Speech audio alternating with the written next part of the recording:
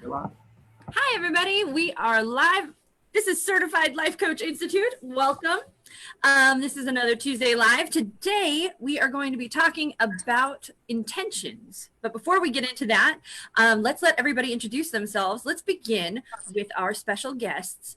Let's start with Leslie. Hi, I'm Leslie Danielson in Mission Viejo, California. So happy to be here. Hi, Leslie. All right, Sue, you're next.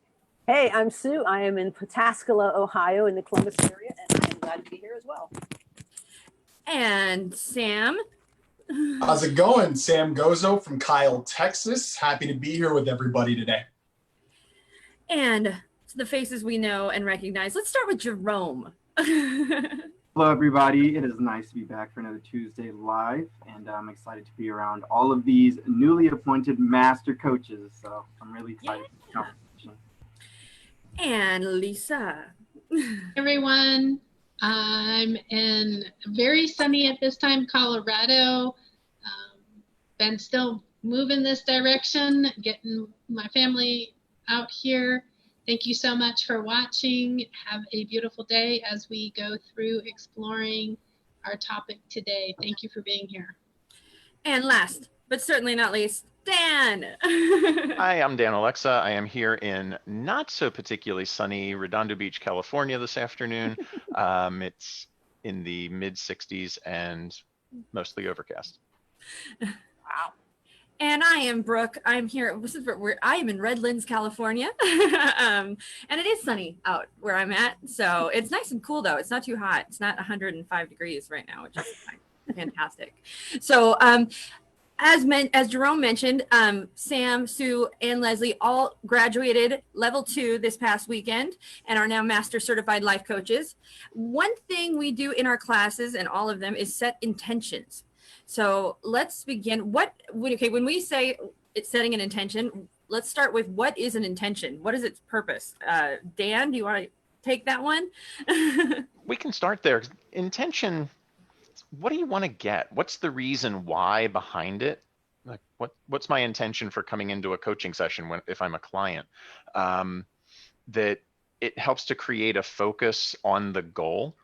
And when we look at coaching, particularly the ICF definition of coaching, when they are evaluating those of us who go for our credentials, one of the things they require takes place in those sample sessions is essentially an intention setting, asking the client, what do you want to get out of this session?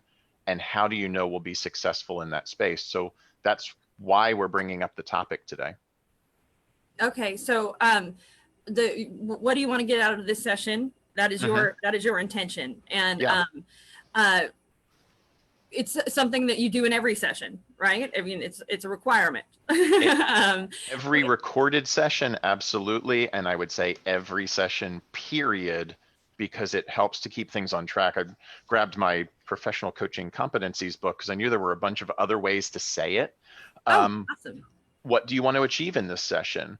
Why do you want to achieve this? What would you like to work on today? The word work really pulls it into focus of what do you want to work on today? Mm-hmm. What would you like to accomplish in the next 30 or 60 minutes that would make this session successful? What makes this important to you? What's the motivation? How much urgency do you feel to work on this issue? So some of those are the embellishing questions that build on it, but it essentially comes down to what's our focus for today? So I have a quick question. What happens if the client says, well, I don't know? Okay, I will ask twice more. And then if there's no gap, there's no coaching. It was something that came up in my mentoring. One of our last sessions with my mentor, she was saying she was wrapping up some additional training for her. And the gentleman who's running that training is very much about no gap, no coaching.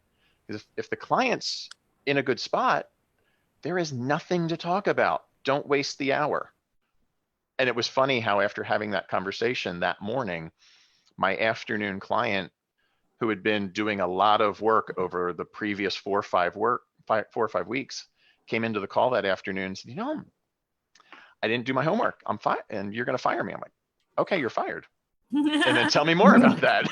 She said, well, I had all this stuff that I was supposed to do, but I really needed to take some me time. And so I just kind of said, I'm not going to do it. And I did some other stuff this week. I'm like, how are you feeling about that?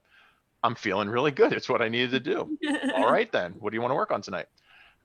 I don't got anything. I was hoping you could tell me. Like, not my time. Is there anything at all? No, I'm good. Then let's just no call tonight, not charging you. And we will go to next week. What's your schedule look like? Very nice. When you say gap, can you expound on what you mean there? Sure. The idea of where they are versus where they want to go. Mhm. And in the long-term scope of the work, there's always this additional place to go. That's the reason for the long-ish ongoing interaction. But week to week, there may just be moments where there's nothing I feel like I really need to accomplish in this week, and I'm good where I am. There's nothing pressing that I either need, I feel like I need to move forward to achieve, or anything underlying that's bothering me in this moment. I'm just kind of okay, and I have a spot where I can breathe and feel good right now. That there's nothing that's on the top of my mind or in my feeling that I want to work on. And so we don't force Even, it. hang on one second. Even sometimes in a session when you have worked on a focus, as Dan's talking about, sometimes it's a focus that's a quick evolution to where they want to go out and practice. And then the session is what it is. It's 15 or 20 minutes. And that's what you call the session, because in that space, they're ready to go on to that next level and bring that home. So sometimes it does end early. Other times, obviously, there's other things to work on. I've got 20 minutes left with you, or I've got 40 minutes left with you. How else would you like to discuss? So if you do the 15-minute, this is my again curious. If you do the 15-minute and it was scheduled for an hour, how do you charge for that?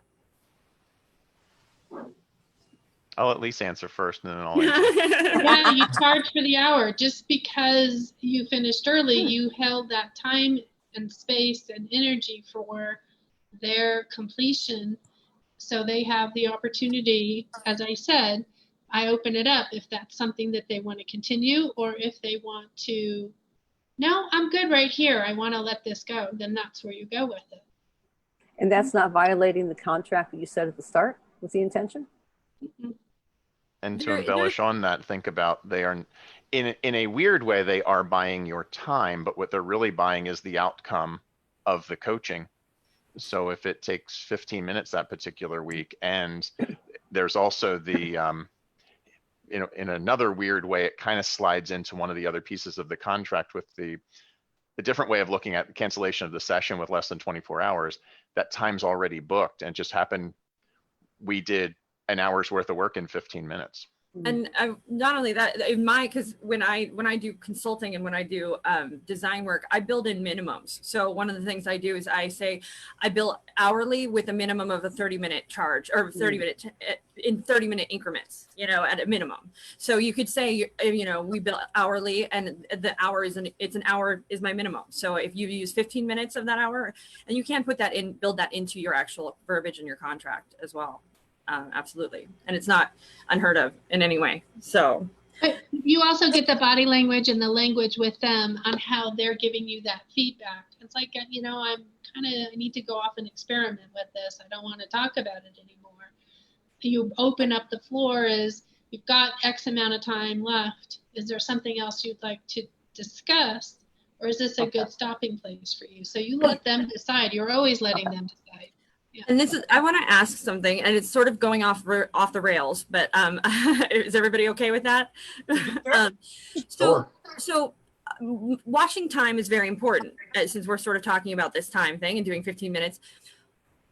I've been talking to quite a few coaches recently that talk about how their time runs long and they don't know how to wrap it up, how keep it within that hour. Do you guys have any tools or strategies you use to sort of gracefully complete your intention, finish the intention for the session, but not have it run long? Personally, I look for those natural pauses whenever they're talking.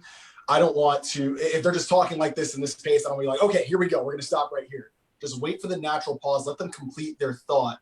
And as a coach personally, for me with some clients, you can tell when they are going off the rails. So as soon as I catch that pause, I bring it right back into it and I rephrase what their previous thought was. That way we stay in that space. But at the end of the day, it's really just about, it's about keeping them focused on what it is that they came here to do. And usually with particular breaths, particular pauses, you'll know where those stopping places are. So just really listen for those. Not listen to it for it. How do I put it? Don't listen for those places to interrupt. It's like, okay, where is that natural pause? Where can I interrupt you? It's just as soon as you feel it, just go right for it. And typically it's not going to elicit any negative feedback. And also a lot of the times our own body language is going to inform them.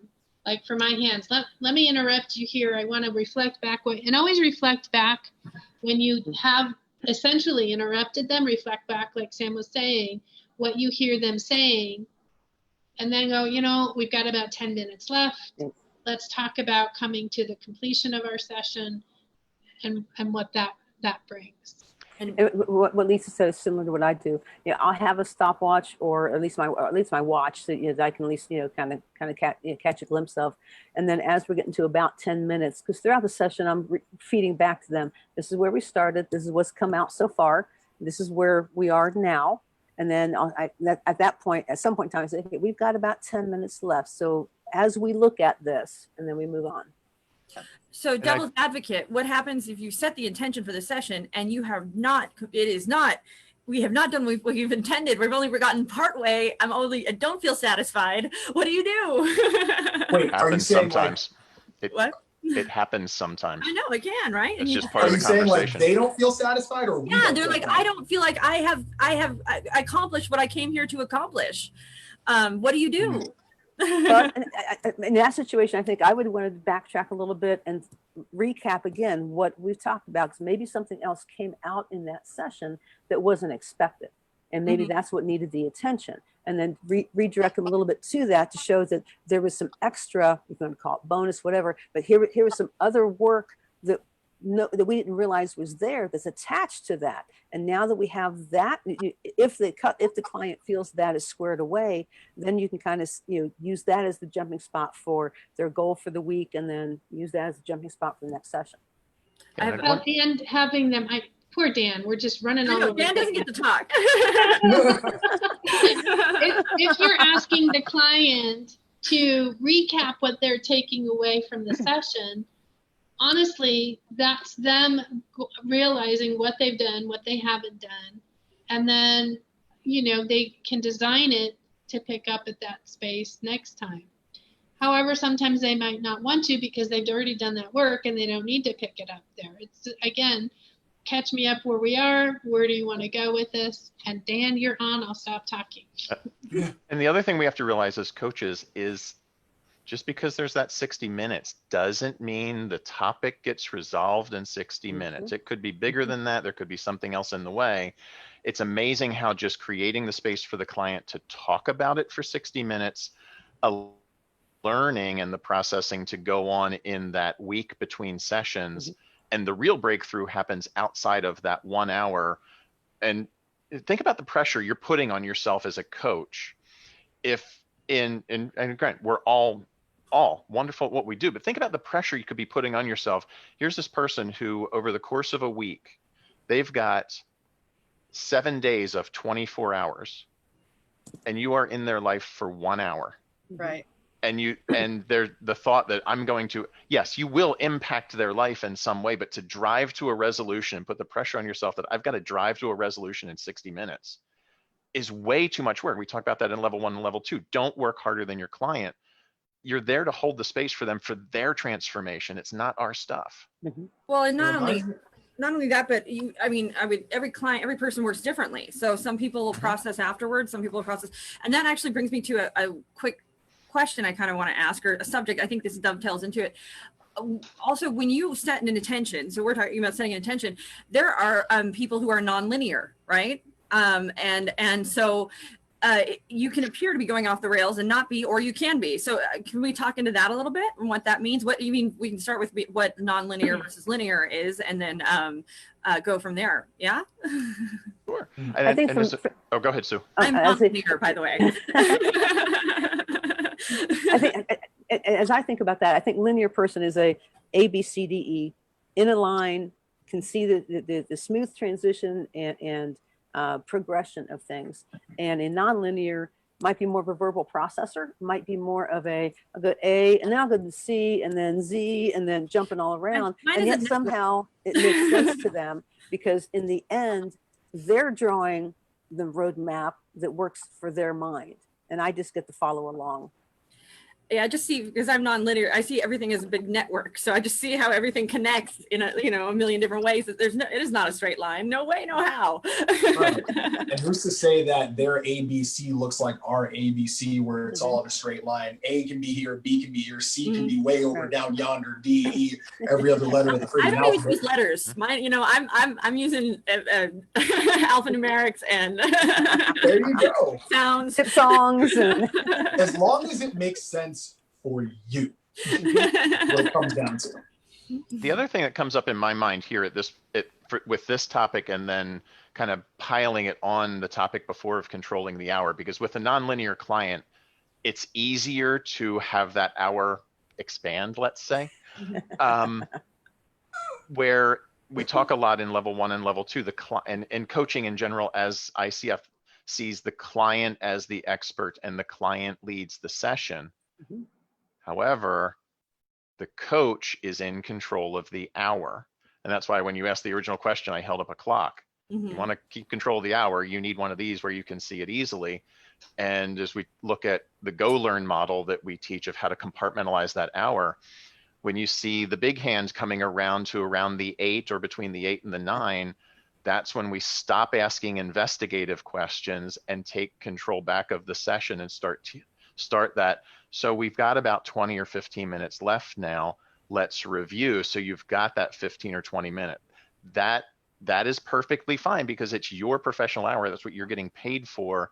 It's okay in that moment to take control back, because it's still in the interest of the client. The rest of the time, client leads the session and the discussion. Pop quiz. What? Talk about Go Learn for me a little bit, just for those people who have no idea what that is. Go Learn. So Go Learn is the acronym of how we at Certified Life Coach Institute teach the construction or the breakdown, the compartmentalization of a session, whether it's 60 minutes, 90 minutes, 30 minutes, in those portions of time, what happens during those. So there's the greeting, there's the objective. And I'm going to stress to learn every one of them. And Who knows the out? Who knows the learn layout. What is the layout of the session? What do you want to accomplish today? And then Sam, explore. do you know Come again? Do you know the A, Sam? The A. Wait, the A. Action plan. Oh, you took it away. Oh, I'm sorry I stepped on you. I'll be quiet now. And then what's the R? What's the R? Reassess. Reassess. Why did I write review? Okay, and then what's the end? Next session. Woo! Are we all talking? I don't know who we're talking to anymore. It works. We're waiting for you, Sam. Oh, it works. It works. It's amazing. So back to what we were saying. So non-linears can go all over the place, and it's about watching the clock. That's very, very important, and that's key. Also, being somebody that's been coached and that is nonlinear, I've also noticed when I start to go off, it's also about a check-in moment. Okay, so I hear you're talking about this, but we were talking about this. Are these related? Like, kind of thing. And that allows, for me, what it does is it brings me back onto track, or allows me to see what the connection is and why I'm going that direction as well. So, any thoughts with regard to getting clients back on track at all with their intentions?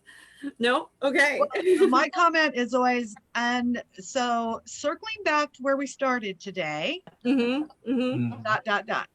Or help me understand. Yeah. And then that reflection of where they've gone from, what you're talking about. If there's a disconnect, help me understand the connection here. Yeah. And And the that's- other thing is going back to, just because we talked about this a lot over this past weekend, this topic came up, I think, almost every day of the training. Just because they set that initial flag in the sand saying, I want to accomplish this, and we get into the deeper conversation and we hear that deeper underlying, maybe the underlying belief behind this or the limiting belief behind it, or another topic comes on the table, it's not our job to divert in that moment and go back, well, you said you wanted to talk about this. When we come to where that road diverge or potentially, and we hear a secondary topic that we don't know may be more important, but we hear it, it's our job as coaches to reflect back and say, so when we started this conversation, we were here. I'm getting a sense, I'm hearing something different come up now that is this. Which topic would best serve you for the remainder of our time to explore? And then we renegotiate the contract. If we're going here, what would that look like as success? And we carry the conversation forward until we get to that recap moment to wrap up the session. When talking intention, when doing all of this, and then with the redirect and all that, what we start, a lot of times I hear it said, and I would agree, you start in one place with the client, they come in saying they want to work on something, but isn't it quite often something else that is, I mean, that's a symptom of something else. So how does that work? How do you guide yourself through that process and make sure that it's okay that you're going there, I guess, is my question. By asking. Just by asking. Yep. So I hear these two things, which one would best serve you? And particularly typically it's like peeling an onion. I always come back to that metaphor. The client comes in with the surface and we start to take the skin off that onion, and suddenly the deeper layer comes up, or the next layer comes up. It's still related to the one out here, but this is most likely where the more powerful discussion is going to take place if they are open and willing and feel safe to go there, which is our job as coaches to create that safe space for it. If they don't want to, we can stay here. As we renegotiate this, there will most likely be a breakthrough that happens on topic number one, but we just ask permission. And then if it is into a deeper, more sensitive space of vulnerability, being more aware of asking permission as we ask those potentially more probing questions. And that's what I wanted to ask. The whole idea is to keep it real simple. You don't have to have these, oh, what should I do? Just keep it simple. Ask the question, and that keeps it on track. So, for clarification's sake, because this is even something that I sometimes feel like that it's a tightrope, I guess you could say. Because one of the things we teach in level 1 is we talk about the iceberg, right? We talk about how you see this much, but all of this is going on underneath. But as coaches, we keep it relatively, we're talking about forward, right? We say we're not going that deep, but it does seem like we do end up going to deep places. So how is it that we go to these deep places, but we're still working forward? We're still moving forward and not tackling past issues and things like that, because a lot of those deeper issues are related to deeper past pain, right? Or root pain. For sure. Mm-hmm. We But bring it back to the present moment. Yeah. How is it affecting you now as you realize this? What's coming up now? So Sam was going to say something. Go ahead, Sam. No, I was just about to plug you into that. That's what you taught us this past weekend. Bring it right back to the present. okay. And now what if you have a client that is just doesn't want to go present? What do you do? Refer out. Refer out, right? Yeah. Okay. In some way, you need to set that boundary and just let them know that's outside the scope of what coaching is, and you're happy to help them. And the next way you can help them is to help them get connected with the person that can help them best. And it's not you. Yeah, I love that. I love Dan's, something I've heard Dan say is that maybe the purpose of you being here was not to see me, but for me to be the person that can introduce you to the person that's going to help you. And so that's, I think, a very cool way to look at it. And also it's nice to know that one of the things that when people talk about having competition in this world, and if are you in competition with a therapist, or no, everybody can work together and refer together. As coaches, you guys can refer to one another, because maybe you have clients that aren't within your realm and you could work better with them. And so it's good to have coach friends. They're your companions and your compadres, and you should be referring to one another. So, Well, and definitely have a referral system. I mean, it took me a little while. Now I'm in Colorado, I'll have to start over again. But it took me a little while. I have a therapist that I refer to if need be. I have a psychiatrist that I had investigated. I had several different directions that I was able to assist when it was beyond my scope of practice. I have an amazing person I can refer them to. how do you know when you want to refer to a psychiatrist versus a therapist?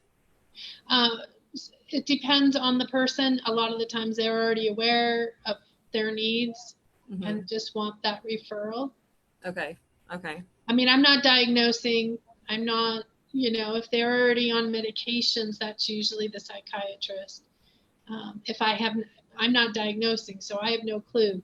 The one I do refer to is a practicing psychologist as well. So I can refer to the psychiatrist, and they can figure it out from there. Yeah. So do you just give them an option? Say, okay, here's one of each. Yeah, really. Actually, pick a card, any card. Cafeteria plan. So circling back to intentions, let's give everybody sort of a practical real world example of what that might look like. So if you guys all were asked to share an intention throughout the weekend, I would love it if you guys would share what your intention for your Master Certified Life Coach class was. And let's start with that. How about that? So whoever wants to go first. I'll go. My intention was to, and I have to say, I had never even really heard the phrase, what's your intention, used in this regard until I took level 1. So even that was just a new paradigm for me, I guess, even though I knew what the word was. But anyway, so my intention going in level 2 was to have more confidence in going deeper with clients, because I'll circle back to where I ended up. But I can tell you that I realized that I already knew that I was setting limitations on myself with where I thought I couldn't go because I didn't have this, advanced degree in whatever. So that was my intention on that. Really quick, do you guys mind explain what you mean by setting limits on yourself? If you don't mind, sort of give us an example of what that was or looked like, or how you did that. Sure. I had shied away from any type of relaxation or breathing exercise or any kind of visualization that might be able to help a client, because I felt like I wasn't versed well enough in the psyche, or that I had to be super duper versed in that in order to help the person slow down their breathing and be able to more clearly think. Okay. You guys have any thoughts on that, on as far as setting limitations for yourself and with regards to training and things of that nature? Dan? I do. Go ahead, Sam. Sorry, I'm not Dan, but as far as setting limits on yourself is concerned, it's really interesting you brought that up, because my intentional word was marketability. But I've been in spaces where I've had an intention for something, and that very quickly turned into an unhealthy obsession for that intention to look a particular way. So when I went into this weekend, I was like, all right, my intention word is marketability, but it doesn't have to look as in, this is how you market yourself as a life coach. This is what you're supposed to say. These are the kind of people you're supposed to come up with. Because I came from an environment where it was very script oriented and results oriented because of that script. A lot of guiding questions, which we're told not to do, by the way. So with that, there were some marketing ideas that came up, but most of the marketing intention came about when I realized that it doesn't have to be about following some kind of form, but it's about loving on people and loving on clients, loving on people who may work with me, may not work with me, love for the coaching industry, love for the instructors. And it's not some sort of romantic kind of love, blah, blah, blah. But when it comes to that, it's just, I'm really trying to find the right words for this, because I can feel it a lot better than I can explain it. It sounds like, well, passion in many ways, or I mean, that's what, for me, it's a passion for what you're doing. When Lisa says, making your heart sing. Exactly. And it's, I mean, I'm not really much of a singer, but my heart sure is right now when I think about this. I call it turning your light on too. Like when it feels like your light is on and you just have that buzz that like I am in the pocket. I know right now. Exactly. what I hear there too in what Sam is sharing, like as he mentions that the intention becomes that unhealthy obsession. Oh yeah, that's me. Is that it's also one of those topics that we talk about on day 1 of level 2 between attachment versus connection. I'm so attached to it being this way. It has to be, and it's all ego based. Then, or here's my intention, and I allow it to be as however it's going to show up. Yeah, because I mean, how it looks is how it's going to look. It's allowing the flow, right? Allowing it to unfold as it is supposed to, instead of forcing it into place. Exactly. So I'd love Leslie. You look like you want to say something. Oh gosh, you've gotten to know me so well.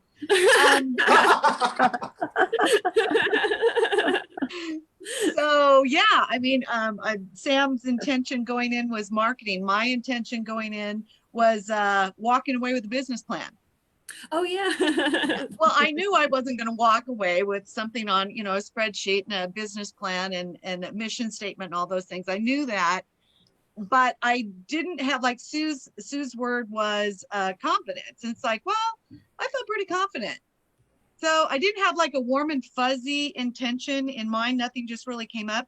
But in practical, logical, linear thinking, it's like, I'm going to need a business plan. So I'm going to go in with that in mind.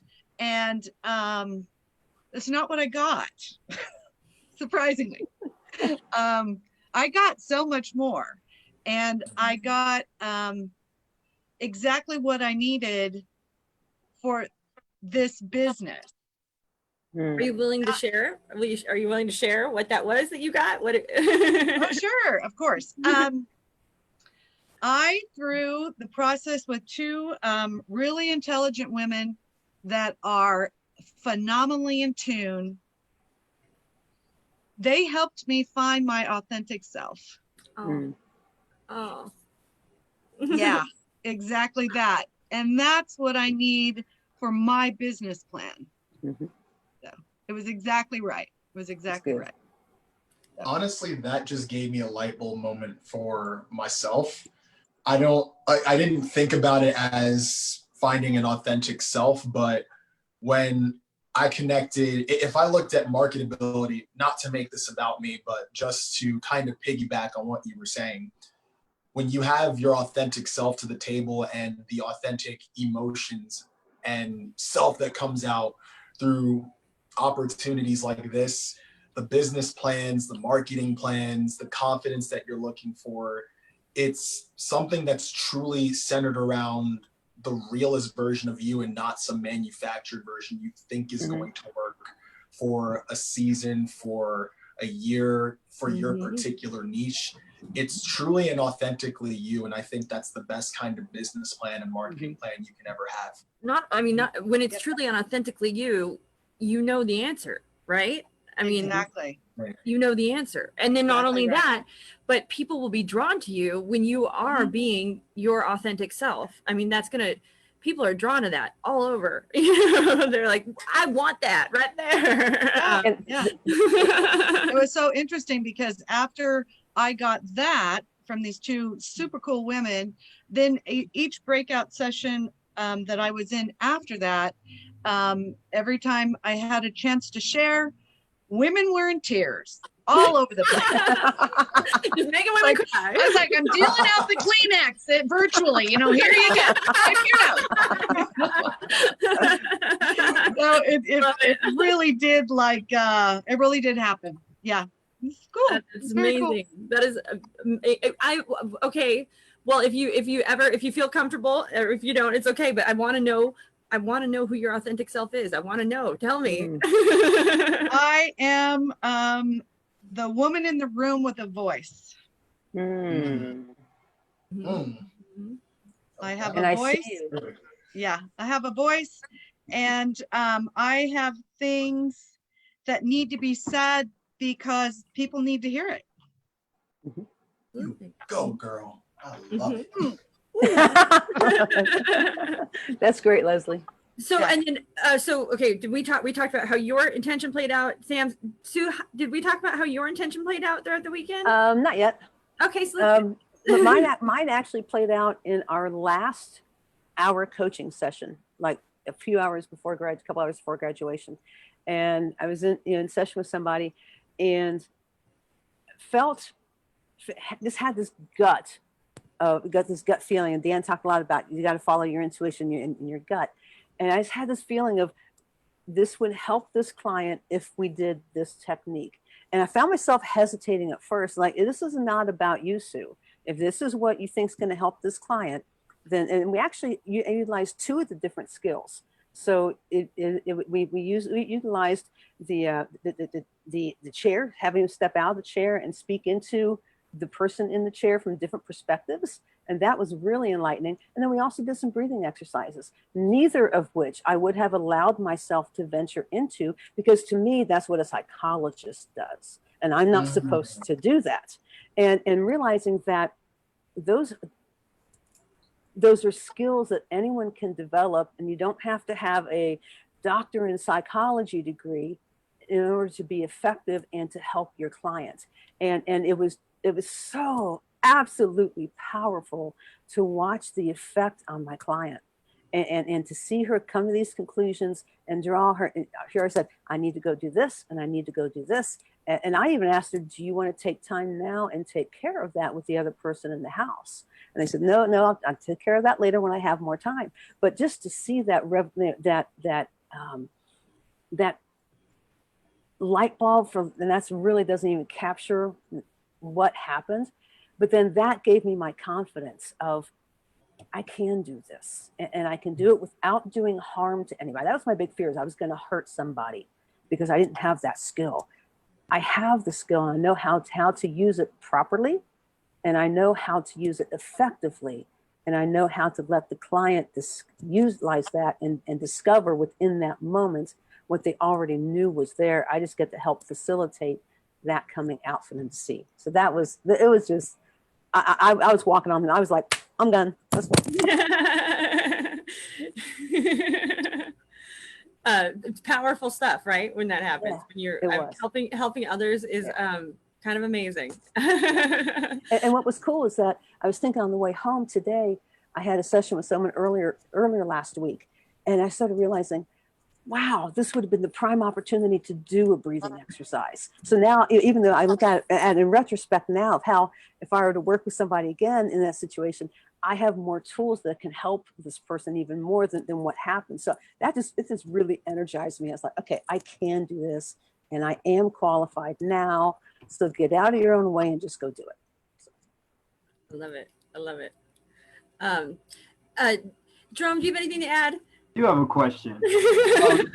So we talked about forcing intentions. I'm just curious, as far as your guys' opinion on how fear translates, the alleviation of fear, how that translates to allowing you to set more true, more honest intentions. Do you believe that that's something that's also a component when it comes to, so for example, you guys, it seems like a lot of your intentions by the end of the weekend change.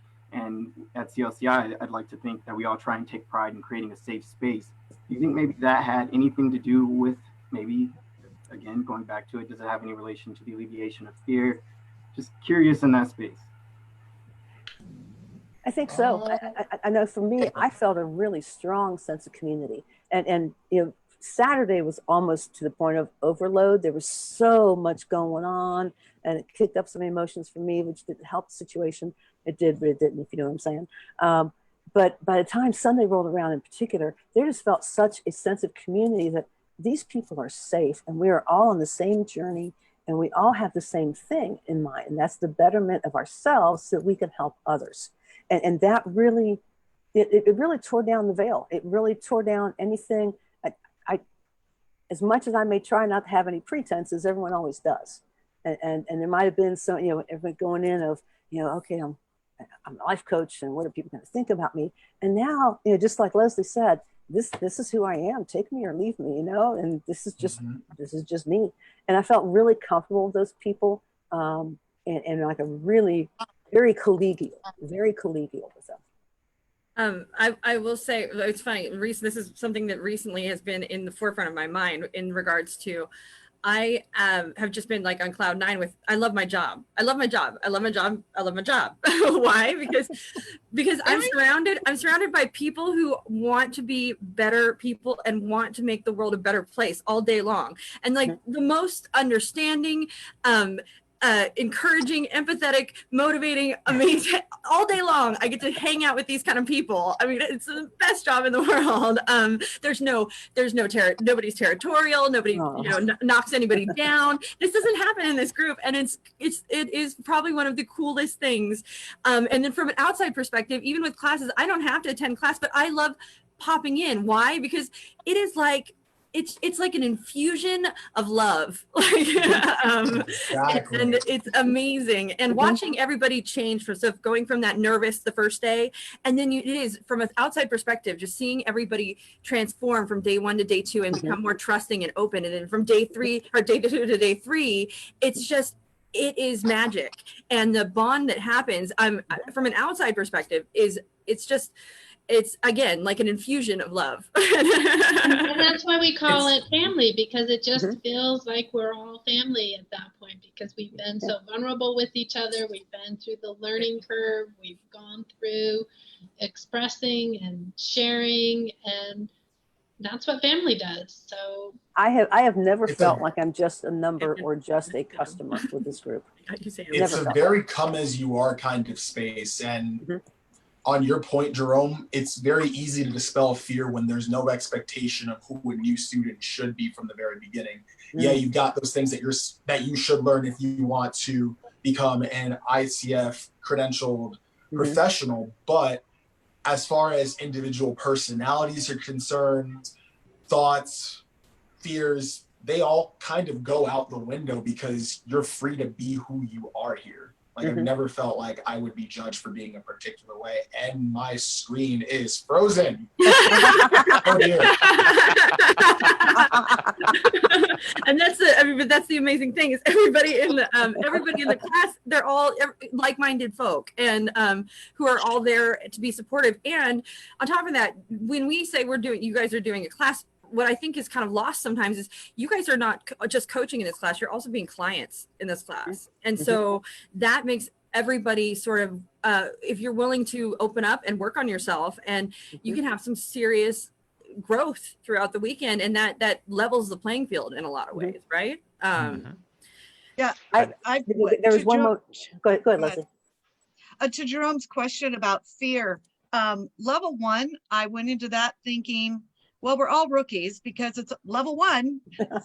We're starting, so nobody knows anything right now. And so that was cool, doing the coaching, doing the client. We're all just rookies trying to figure it out as we go along. But then going into level 2, I thought, wow, now they all know what they're doing. And I don't know if I do. So this should be interesting. I'm going to be coaching people that might be better at this than I am, or that whole self-doubt thing kind of came trickling in before the class started. And so that first day, like Brooke said, everybody's a little nervous, and I'm like, not sizing everybody up exactly, but I'm figuring out where am I going to fit with all these dynamics. Yeah, so I think that's part of my mindset. Well, I'm just going to go for a business plan. And you got one. Yeah. And so then I think the last day when we did an hour, the hour, and it's like, okay, I've had no problem sitting down with people and being 100% confident and having an hour conversation that usually leads to an hour and a half, quite frankly. I thought, okay, now I have all these really smart people that are more experienced than I am. And what if I can't make this thing go for an hour? That was a little more self-doubt, a little insecurity. And I gotta tell you, the time went like that. I didn't even really, after the conversation started, I didn't even have time to give it a second thought because it just rolled with all of the skills and the tools that Dan gave us. It was just, you know, like having all these different components to a recipe and you come up with this beautiful, you know, trifle or whatever. And so by the time that hour was over, I was thinking, I'm good at this. I'm ready to go. So yeah. So that's my fear anecdote. So thank you, Jerome, for asking. As my dad would always say, if you aren't nervous about it, it means you don't care about it. So it's okay to be a little nervous. Part of us is that overthinking place, which is what you were describing, Leslie, when we get into that overthinking. Back in the day when I started my couples coaching process, I was a bit nervous sitting in front of two people. You know, they're going to argue, what's going to happen, blah, blah, blah, blah, working on relationships. So I provided myself a little cheat sheet because once I knew, you know, once I got into it, I knew it wasn't going to be a problem. As myself, I'm an introvert. So getting going in front of people tends to be a little bit of a, I got to do a little more work than somebody who isn't.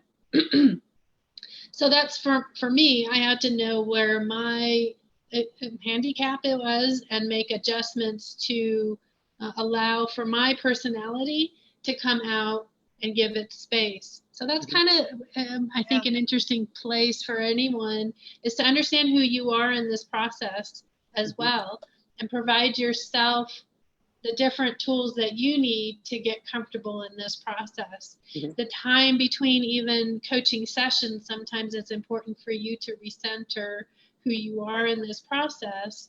So you create that time to do that work. All of this is centered right now. We're talking about you, the coach, but ultimately when you're in the coaching session, it is all around the client, but you take care of yourself too.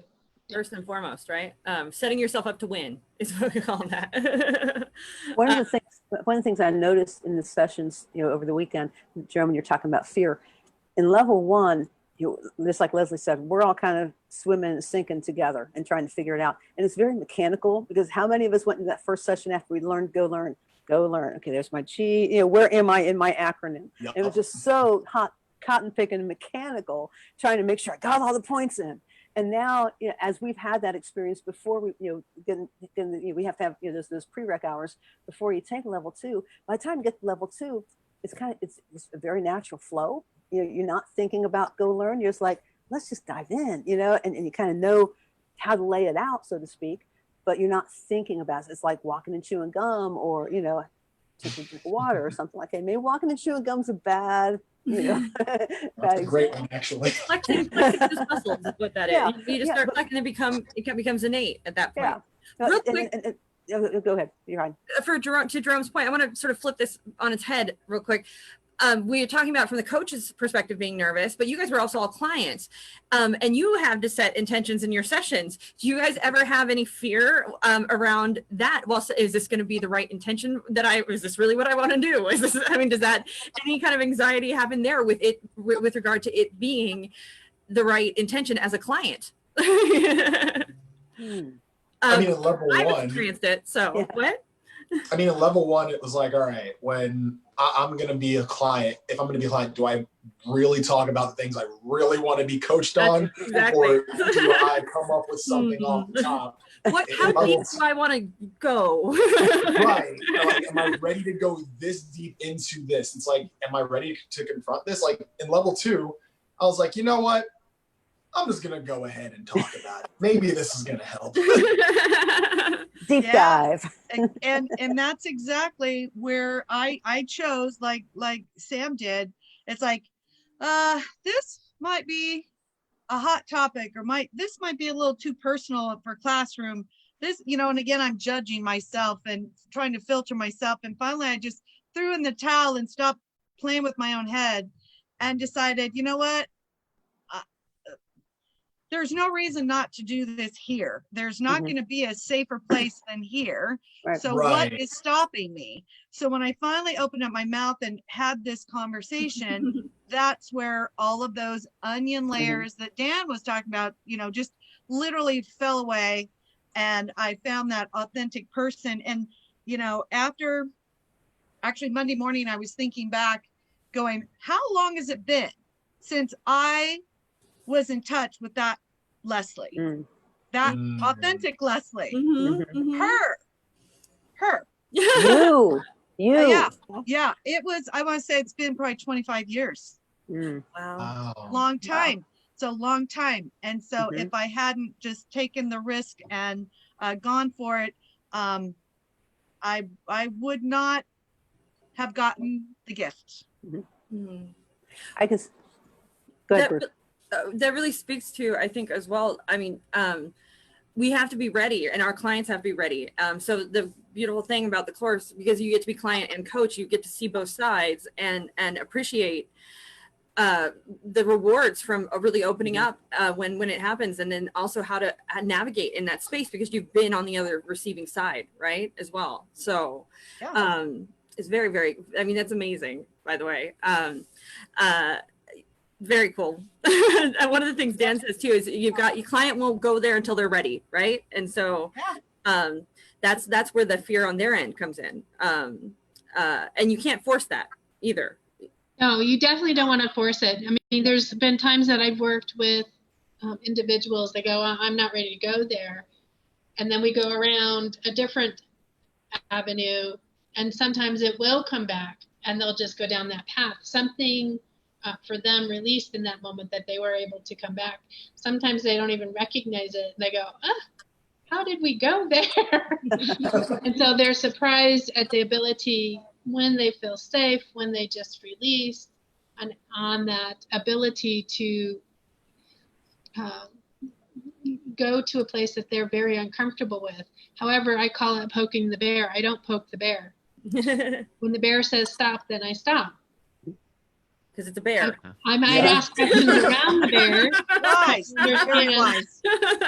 what the parameter is, but I'm not going to continue poking the bear and trying to get. But like Dan was saying earlier, what we do is we ask permission. Mhm. And a lot of the times, as soon as we ask for that permission, you know, we're reflecting back. I'm noticing X, Y, and Z. Share with me where you want to go with that.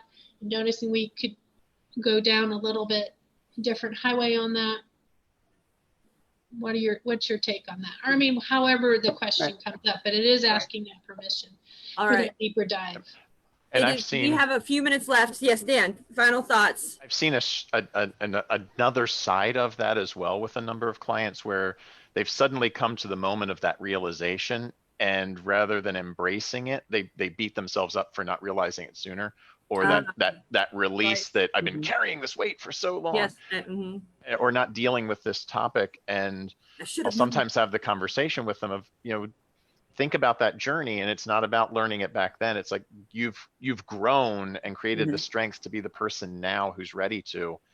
And how can we be in that moment? And that's when the release happens. They call them blind spots, not because we can see them. It's because they're right there, but you don't notice until they're there. So yes, exactly.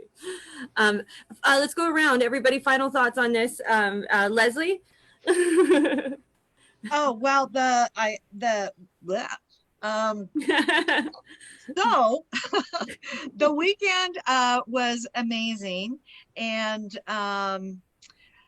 really beautiful gifts came out of it. Amazing tools came out of it. And a deeper understanding of clients, a deeper understanding of the coaching process, a deeper understanding of me. And I am so excited to get with to make some appointments this week so I can start using those new tools from Dan and from CLCI, because I thought level 1 was awesome, amazing, and so much fun with those tools. They become like toys to play with and, you know, really get excited about. And so level 2, it's like, you know, instead of just the Barbie, you get the Barbie and Ken set. And it's like, now we get to play more, you know? Now we have the Barbie car, we have the Barbie house, and yeah. So I'm really excited and can't wait to take it to the next level. So thank you all for providing. Sue? For me, there was one pivotal point in the weekend, Saturday afternoon, we did, and it ended up for me being a very intense exercise of I'm here to be seen, I see you. And I might get a little emotional now. It invoked something in me that caught me off guard and was a boomerang.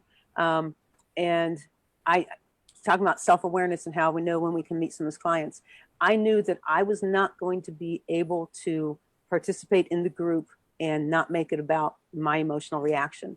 And about feeling safe and everything, example, I actually spoke up in the group before we split out and said, Dan, I can't do this. And he asked to go in, for he and I'd be in a breakout room. I was afraid he was going to force that exercise on me. I really was. And that was just my self-talk, nothing from him whatsoever. And instead he just said, how can I help you?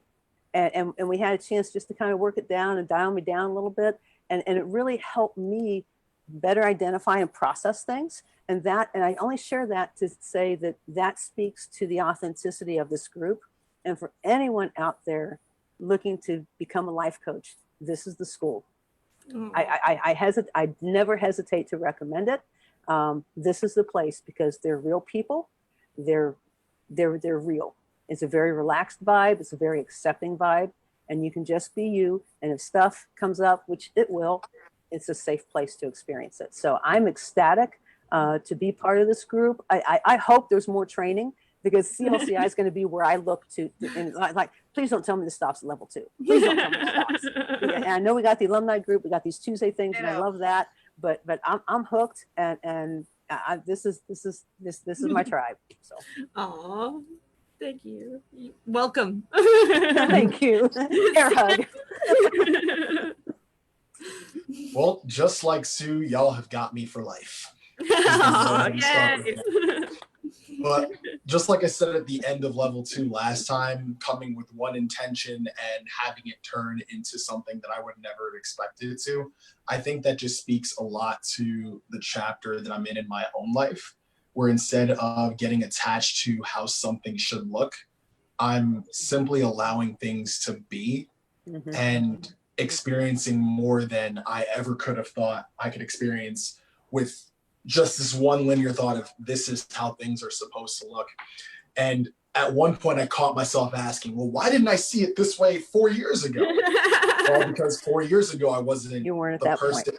I wasn't at that point. I wasn't in that space. And here I am now. And I couldn't think of a better group of people to be experiencing this with as colleagues, professionals, friends, and family.